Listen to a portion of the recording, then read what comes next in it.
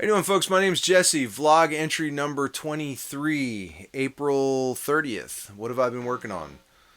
Well, I'm just trying to keep my chops up, to be perfectly honest with you. I was working on this thing where I just come up with it's something I do to kind of work on phrasing. I come up with a riff and then I alternate with that riff. So like I've got, like a...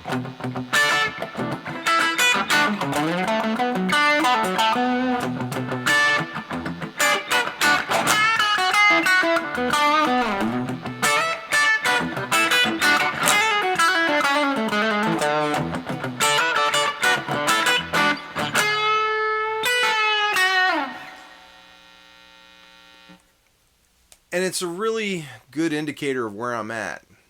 And where I'm at is not good right now. Like, I need to put more time behind it. Especially because May 22nd, my band is going to be opening up for Tony Holiday at the Elkton Music Hall. I think it starts at 8. And I got to be on. I really got to be on. I need to carve out some time. Because... once upon a time, I didn't have a problem coming up with ideas,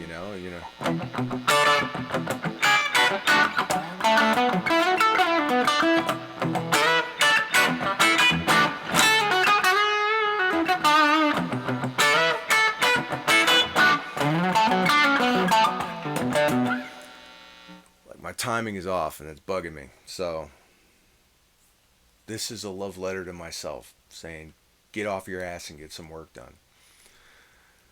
So, I've been doing that. The other thing I've been doing, I love Uncle Larry's playing, and I finally caught something to work on.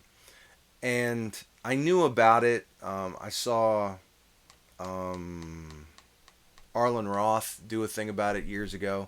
That idea of incorporating open strings in what you're playing. But Uncle Larry really kind of brought it home because he was jamming in B and he was pulling that B string, and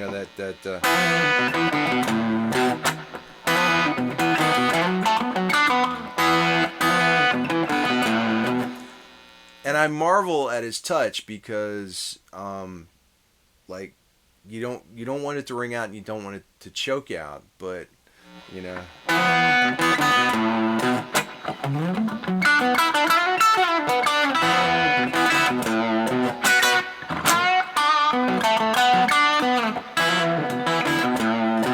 grab the wrong one. Fortunately, if you grab the E, you're okay.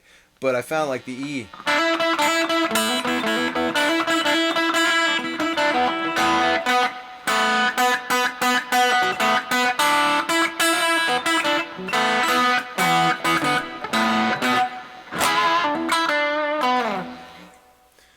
So that's something I've been trying to incorporate in the things that I'm trying to do when I'm trying to teach myself how to phrase better.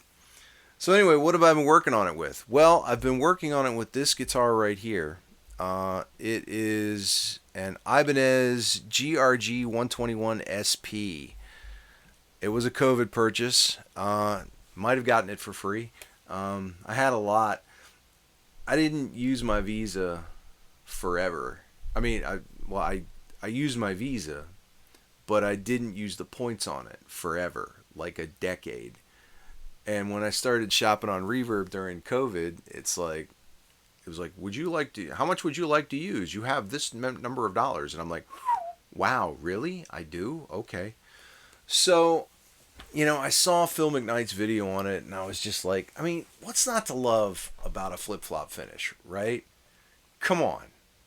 If you grew up in the 80s, this is, like, the coolest. Of course, if you grew up in the 80s, you were buying toys. You had toys in the 70s that involved like rubber bands as like motion and stuff. So you're easily amused. And a million videos have been done about these already.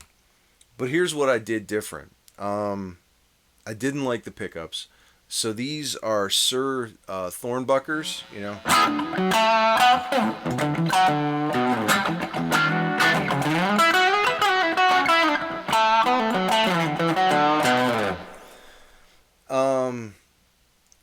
which are an improvement. I like the bridge pickup a lot more than I like the neck pickup.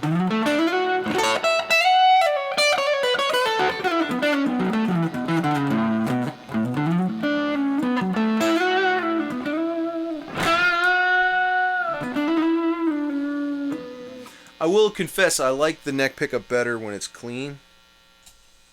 You know?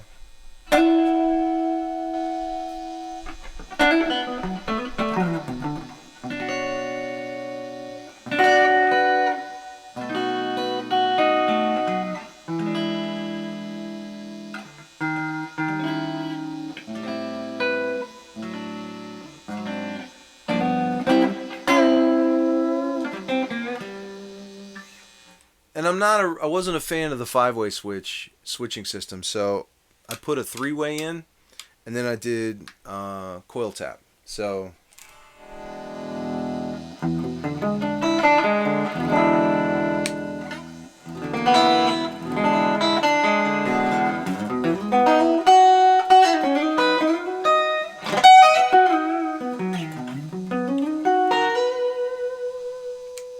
in the middle.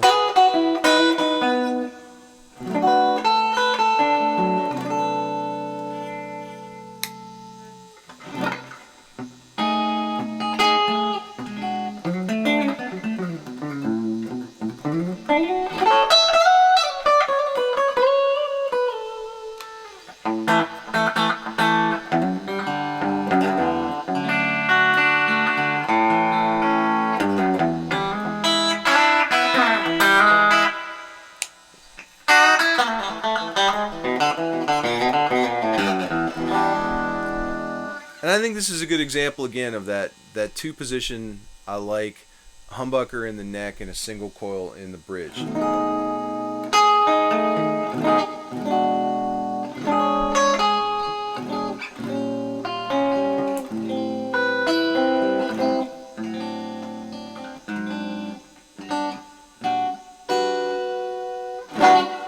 You know, I also put a phase switch in because I can't help it. You know.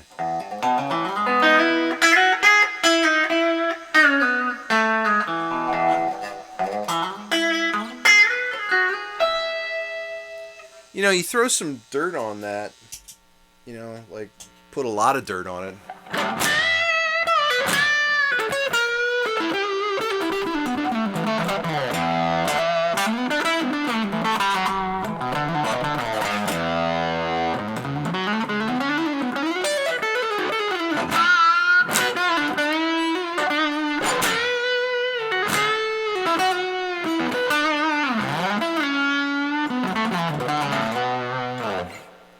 That's kind of cool.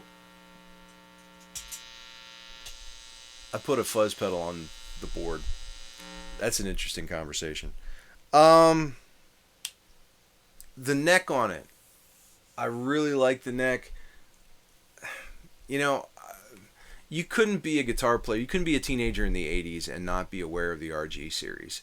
You know, I don't know too many guitar players who wouldn't have loved to have a gem. And while you weren't going to get a gem, you could get an RG, you know. And I just like the body shape. I had an RG 321 MH. If I still have a picture of it somewhere. And I love that it was just like, it just looked like raw wood, you know. I put evolutions in that and sold that. I kind of regretted that because that neck on the 321 was the perfect thickness to wideness ratio, you know. I've replaced it with something else that I'll show you at some point. But the Gio series was always a little chunkier, right? Just a little more meat on it, which I've learned to appreciate as I've gotten older. The tuner ends feel kind of cheap. They're plastic, but held the tune reasonably well. You know, the frets were okay. I put a little scratch in it when I was putting the pickups in, sadly.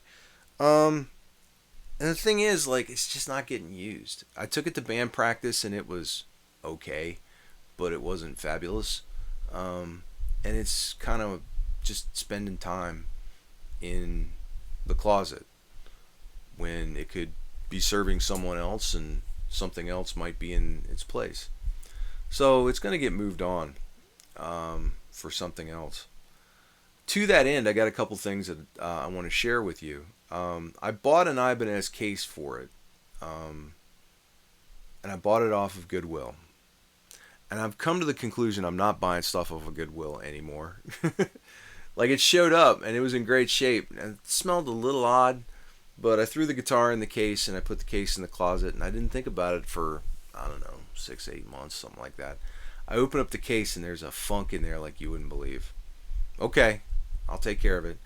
Get the baking powder, baking soda, filled it with baking soda, stuck it in the shed for a week or two, took it out, vacuumed out all the baking soda, seemed better, stuck the guitar in, put it in the closet.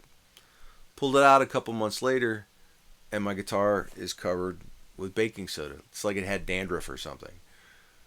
And baking soda is caustic, so that kind of scared me a little bit. So I cleaned off the guitar and I vacuumed out the case again. And then I checked it a couple months later, and there was still stuff. So I finally, you'll see in the video clip here, I got my orbital sander and I took the sanding pad off of it and I just started it up, and tried to vacuum out any of the dust that was left there. So if there are other ways to get the smell out of a case, I'm all ears, because that's happened not only to this but also one of my Gibsons, which kind of depressed me a little bit. So that's what's going on there. Also, you may notice the lights are not on behind me. They're not on behind me because apparently that makes the amp go nuts. The last video, there was a lot of amp buzz, and I thought it was the guitar that I was playing, but it wasn't. It was the amp. And I've been futzing around, and I think I got a ground loop issue of some sort.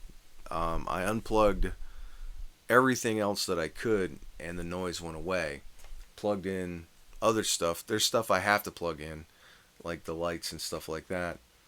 And the noise level came up. Turned on the lights, boom, just noise out the wazoo. So I'm probably going to get some like battery powered LEDs or something like that to replace these with. Little change ups probably for the good anyway. So let me know if you ever had one of these. Again, any advice on addressing hum in the studio, and also any advice on getting the stench out of a case. Greatly appreciated. My name's Jesse. I'll talk to you later.